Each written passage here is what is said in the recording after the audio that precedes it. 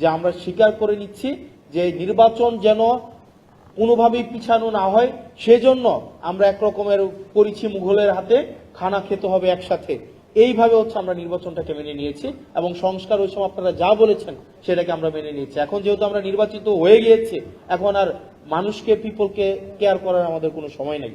মানে গভর্নমেন্ট আসলে কে এটা বোঝা যাইতেছে না।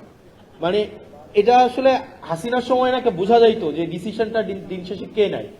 মানে দিন শেষে দেখবেন ডিভোর্সের প্রবলেমও দিন শেষে ডিসিশন দেয় হাসিনা, দিন শেষে সবাই দৃষ্টি আকর্ষণ করতে হাসিনার। তো এখন আসলে এই জায়গায় মানে ডিসিশনটা আমার কাছে মনে হইতেছে there are so many governments within the governments, আমার কাছে এটা মনে হইতেছে।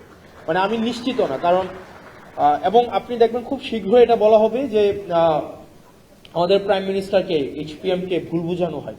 এখন ভুলটা বুঝায় কারা? দেখা যায় এখানে অনেক ধরনের ফ্রিঞ্জ এলিমেন্ট আমার কাছে মনে হয় গভর্নমেন্টের সাথে আছে, যারা আমাদের যে জন আকাঙ্ক্ষা তৈরি হয়েছিল, রাষ্ট্রের যে আকাঙ্ক্ষা তৈরি হয়েছিল, সেই জায়গা থেকে গভর্নমেন্টকে অনেক দূরে সরিয়ে নিচ্ছে। এবং এখানে আমাদের যে সংস্কারের ইনস্টিটিউশনাল আমাদের ইন্ডিপেন্ডেন্ট হওয়ার কথা ছিল, আমাদের জুডিশিয়ারি ইন্ডিপেন্ডেন্ট হওয়ার কথা ছিল, আমাদের বিউরোক্রেসির জায়গায় একটা মেসিভ একটা আমাদের এটা রিস্ট্রাকচার হওয়ার দরকার ছিল, আমাদের পুলিশ সংস্কার কমিশন হওয়ার দরকার ছিল। এই সব জায়গা থেকে গভর্নমেন্ট অনেক দূরে সরে গিয়েছে, কারণ গভর্নমেন্টের কাছে মনে হচ্ছে সে যদি সবকিছুকে নিয়ন্ত্রণ না করতে পারে, সবগুলাকে যদি ডিসএপ্রোপ্রিয়েট না করতে পারে, সে নাকি সরকার যথাযথভাবে চালাতে পারবে না। এখন আমার কাছে ম্যাডাম খুব ভালো বলেছেন কিছুক্ষণ আগে যে শেখ হাসিনা থেকে তো সবচেয়ে বেশি মানে সেন্ট্রাল একদম সবকিছুকে সেন্ট্রালাইজ করা, হাসিনা কেন্দ্রিক যেভাবে সবকিছু সেন্ট্রালাইজড হয়েছে, এর থেকে শক্তিশালী তো আর কেউ থাকে নাই, আর কেউ ছিল না। তারপরেও তো শেখ হাসিনা টিকে থাকতে পারে নাই। এখন গভর্নমেন্টের মাথার মধ্যে যদি এটা এখন হয় যে আমাকে সবকিছুই নিয়ন্ত্রণ আমার লাগবে, সবকিছুই আপনার তারেক জিয়া এসে সমাধান করতে হবে।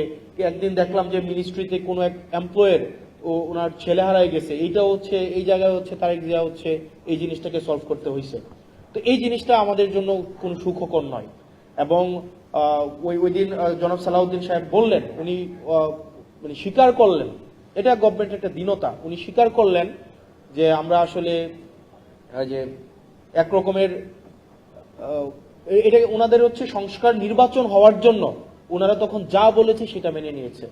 মানে যা বলেছে সেটা মেনে নিয়েছে, শুধুমাত্র নির্বাচনটা যেন হয়ে যায়। এবং এটা এক ধরনের এর থেকে ভণ্ডামি, মানে উনি একটা সংসদের মধ্যে দাঁড়িয়ে উনি ওনার ভণ্ডামি, উনি ওনার হিপোক্রেসিকে জাতির সামনে প্রকাশ করছেন যে আমরা স্বীকার করে নিচ্ছি যে নির্বাচন যেন কোনোভাবেই পিছানো না হয়, সেজন্য আমরা একরকমের করেছি মুঘলের হাতে, খানা খেতে হবে একসাথে, এইভাবে আমরা নির্বাচনটাকে মেনে নিয়েছি এবং সংস্কার ওই সময় আপনারা যা বলেছেন সেটাকে আমরা মেনে নিয়েছি। এখন যেহেতু আমরা নির্বাচিত হয়ে গিয়েছি, এখন আর মানুষকে পিপলকে কেয়ার করার আমাদের কোনো সময় নেই।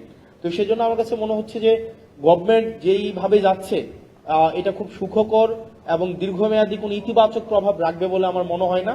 এবং আমাদের প্রত্যেকটা সিটিজেন বিট্রেড ফিল করছে, চিটেড ফিল করছে, এবং প্রতিষ্ঠানগুলো বিট্রেড ফিল করছে।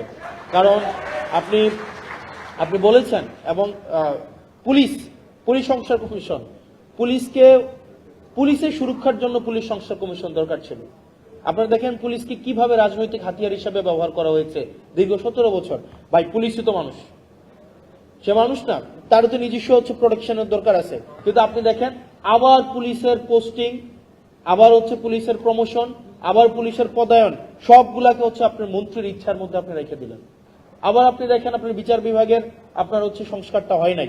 এখানে সেক্রেটারি, ওই দিন আইনমন্ত্রী সংসদে দাঁড়াইয়া উনি অনেকগুলা সত্য উনি চেপে গিয়েছেন এবং উনি অনেকগুলা অসত্যের অবতারণা করেছেন কাব্যিক ভাবে, এবং খুবই মানে এত মানে এইভাবে লাই বলতে পারে, এটা আমার কাছে খুব অবাক হয়েছি।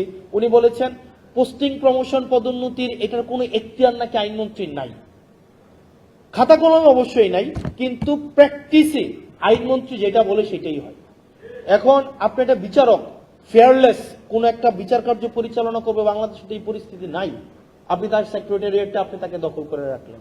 আমাদের ব্যুরোক্রেসিকে আপনি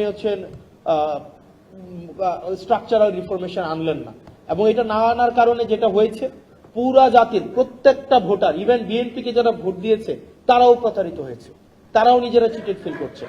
কারণ দিন শেষে তো বিএনপি রাষ্ট্র কাঠামোর বাইরে না। বিএনপির হয়তো আপনি যদি পার্টি পলিটিক্স করে কত, মানে একটা নির্দিষ্ট যদি অংশ 5% বা 10% পার্টি পলিটিক্স করে, ভোটার মানেই তো কর্মী না। যারা ভোট দিয়েছিল যে বিএনপি এসে এইগুলোর সংস্কার করবে, তারাও এখন বিট্রেড ফিল করছে। সেজন্য আমাদের এখন রিঅর্গানাইজ হইতে হবে। আমাদের এখানে যারা আছে আমাদের রিঅর্গানাইজ হইতে হবে। আমাদেরকে মনে রাখতে হবে শুধুমাত্র ফাইটটা সংসদের ভিতরে না, আমাদের সংসদের বাইরে, আমাদের প্রত্যেকটা জায়গা থেকে আমাদের এই যে সংস্কারের যে আকাঙ্ক্ষা, আমাদের রাষ্ট্র কাঠামোর প্রত্যেকটা ব্যক্তি, প্রত্যেকটা আমজনতা যে নাগরিক হয়ে উঠবে, সেই লড়াইটা আমাদের সেটা অব্যাহত রাখতে হবে। সেটা সংসদের ভিতরে এবং সংসদের বাইরে একইভাবে অব্যাহত রাখতে হবে। আবার যেন এমন কোন সিস্টেম বিদ্যমান না থাকে যে সিস্টেমের মধ্য দিয়ে আবার নতুন করে শেখ হাসিনা উৎপাদন না হয়। আমাদের আবার মাথায় রাখতে হবে সেটার মধ্য দিয়ে একজন ব্যক্তি ঢুকে আবার শেখ হাসিনা হয়ে বের হবে, এরকম কোন যেন রাষ্ট্র ব্যবস্থা বাংলাদেশে বিদ্যমান না থাকে। সেজন্য আমাদের লড়াইটা অব্যাহত রাখতে হবে।